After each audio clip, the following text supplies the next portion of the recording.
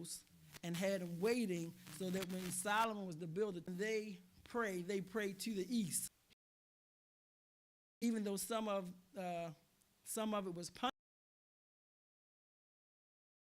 still answering Solomon's prayer, even as they were in Babylon and all the different prayer, even as they were in Babylon and all the different places that they were sent to, house of the Lord, because the glory of the Lord had filled the Lord's house. And when all the children of Israel saw how the fire came down and the glory of the Lord upon the house, they bowed themselves with their faces to the ground upon the pavement and worshiped and praised the Lord, saying, "For he is good, for his mercy endures forever." Then the king and all the people offered sacrifices before the Lord. And King Solomon offered 20 of the peace offerings, because the brazen altar which Solomon had made was not able to receive. So because David temple became Solomon's legacy, because they always talk about how he built the temple. It took 7 years for him to build the temple. And because he was so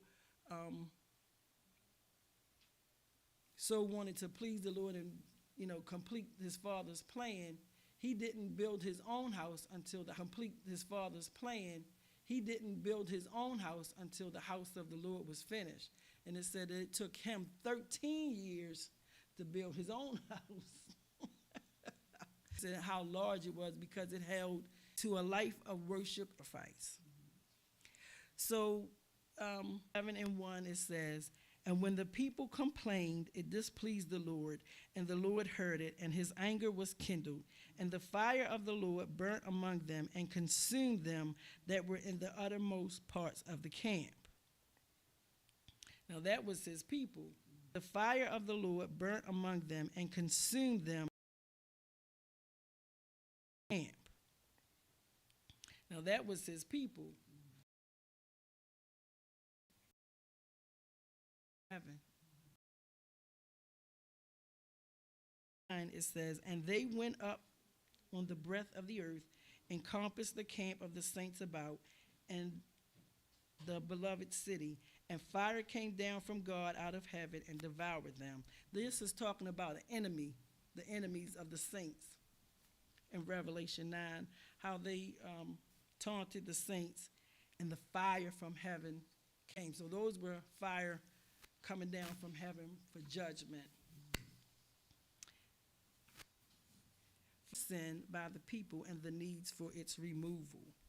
So we learn in other lessons about atonement and sacrifice and the offerings that were made for sins.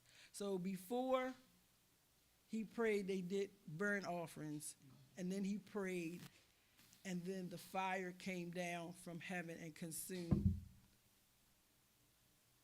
the offering and just consumed everything.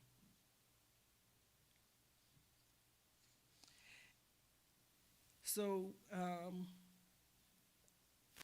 when they did this, he was dedicating the temple, dedicating it to the Lord.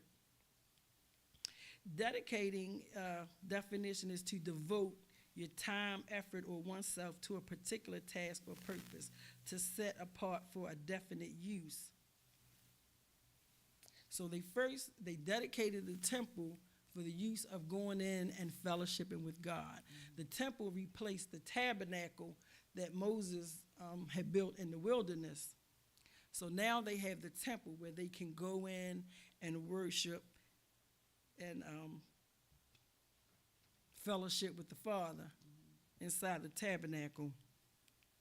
But interesting, when they did that, and God made the fire come,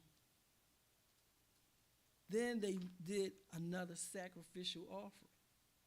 And that reminded me of the worship in heaven and our worship, that God saw them do something, so he did something.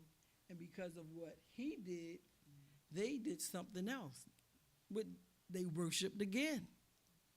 So you can see how, in our own lives, when God does something for us, we going off, we worshiping, and you be reminiscing and thankful of what he's done for you. And then while you're worshiping, he's still taking care of something else. And then you see what else he's done, and you be like, oh my gosh, I couldn't believe he did even more. Sometimes he just blessed us so much that you can't even believe that, wow, he did this. And then he did that. And then he did that. I was telling Sister Phyllis yesterday how good God is, even in the little things. I wanted some breakfast yesterday, and I had some French toast sticks, but I ain't had no seasoning. So I just thank the Lord for that, because that was to me, that was just a little thing. But he wanted me to have what I needed, for breakfast, for nourishment. So you wanted it. Yes. So he's just amazing, even in those little things. So